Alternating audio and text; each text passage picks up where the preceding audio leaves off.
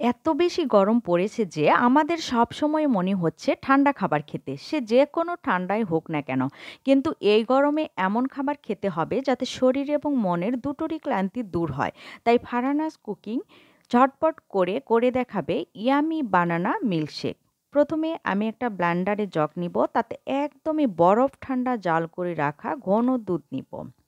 এরপর দিব বানানা। বানানা এইভাবে কিউব করে কেটে নিয়েছি। ১ লিটার দুধে ৪টে বানানা নিয়েছি। এরপর দিব ১ কাপ পরিমাণ কনডেন্সড মিল্ক। সবগুলো কনডেন্সড মিল্কই ঢেলে নিব। এরপর দিব ভ্যানিলা আইসক্রিম। এইখানে আমি ৩ চামচ ভ্যানিলা আইসক্রিম ব্যবহার করব। এক করে ৩ চামচ আইসক্রিমই নিব। এরপর দিব হাফ কাপের মতো চিনি। যেহেতু কনডেন্সড মিল্ক ব্যবহার করেছি তাই চিনি হাফ কাপ দিব।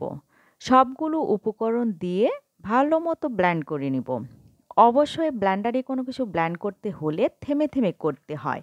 তাই ১ থেকে ২ মিনিটের মতো ব্লেন্ড করে নিব। আমার ব্লেন্ড করা হয়ে গিয়েছে, ঘনত্বটা ঠিক এরকম হবে। এখন আমি ২টো গ্লাস নিব এবং ২টো গ্লাসেই বানানা মিল্কশেক ঢেলে নিব। ২টো গ্লাসেই পরিমাণ মতো মিল্কশেক ঢেলে নেব। এরপর দিয়ে দিব ভ্যানিলা আইসক্রিম। ২টো গ্লাসেই ১ চামচ করে ভ্যানিলা আইসক্রিম দিয়ে দিব। পরিবেশনের জন্য রেডি বানানা মিল্কশেক। একদমই সহজ এবং ঝটপট করে তৈরি করে বাচ্চা থেকে শুরু করে পরিবারের সবাইকে অতিথি আপ্যায়নে এই বানানা মিল্কশেক পরিবেশন করে দিল ঠান্ডা করে দিতে পারবেন অনায়াসে।